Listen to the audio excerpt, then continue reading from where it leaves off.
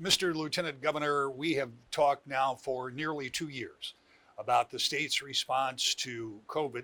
And for all of the efforts, for all of the things that have happened, and I think one would have to be intellectually honest and say there's been a lot of progress made, but we're still seeing high hospitalizations. And even though we saw a little downtick now after the holidays, the fear is that's going to go back up.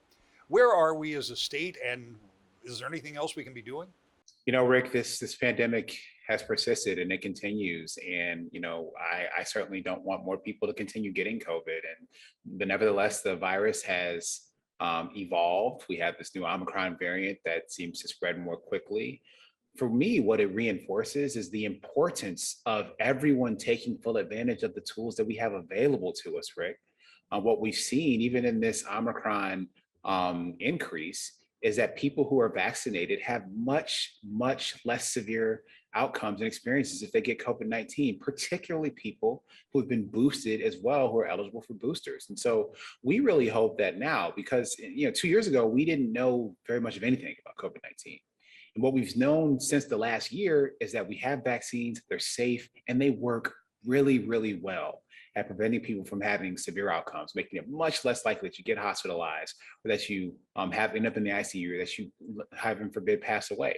85% of people who are in the hospital with COVID-19 are not vaccinated. 85% of people who are dying from COVID-19 are not vaccinated. And so Governor Whitmer and I, we want to continue to focus on encouraging people to get vaccinated and continue to make vaccines more available, continue to have people testing so they know their status, so they can have access to the treatments that we're working to increase access to here in the state of Michigan, whether that's monoclonal antibodies or the Pfizer pill, whatever. We're going to use every tool at our disposal because we have tools at our disposal that we did not have previously. And so we're going to continue to invest in that.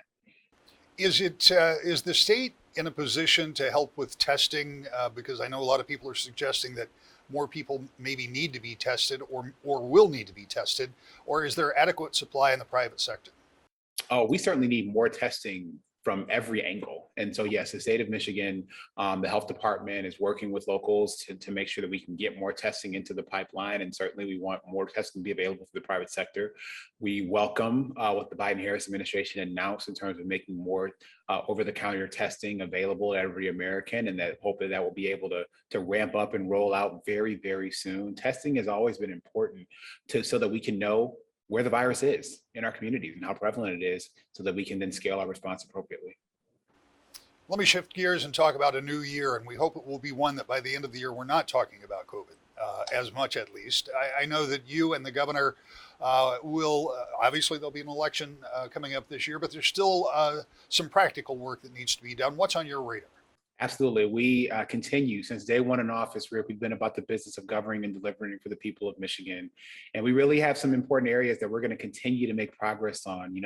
In the economy, it's our job to strengthen, protect, and grow the economy here in the state of Michigan. And we're proud of the progress that we've made. Just last year, we added 145,000 jobs to the economy. And we want to continue to build on that momentum and the fact that we have one of the fastest growing economies in the country because of how we have navigated the pandemic. We're going to continue to deliver for children and families in Michigan. That means building upon the success of adding 105,000 additional child care seats at low cost or no cost to Michigan families, and at the same time making the largest investment in the history of Michigan's education system at the K-12 level, like we did for 3 years in a row now as an administration.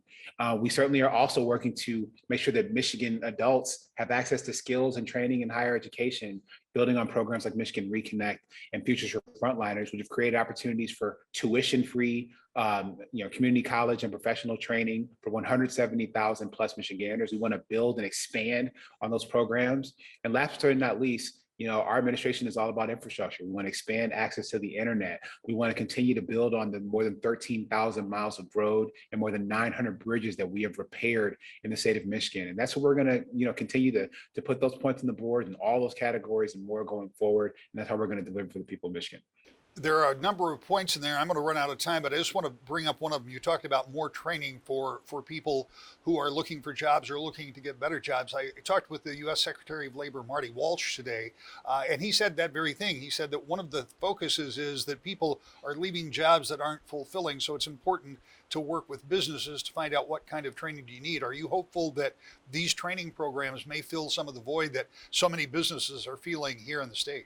Secretary Walsh is absolutely right. What we want to do is make sure these programs are designed and optimized so that when people go through the training, they know that there's a job waiting for them. And it's really a best practice, and the best models for this kind of training and professional certification is where they are aligned with businesses, with those who have job openings. We see the private sector organizations working with community colleges to design programs that are responsive to their needs. We see, instances like the, Stellantis Jefferson plant over in Detroit, working with Wayne County Community College District to make sure there's a partnership and community training available for people to then come and work in that enterprise. And that's exactly what we're going to scale up all across the state of Michigan. And we're proud to have delivered those programs for our people thus far. We're going to do it even more this year.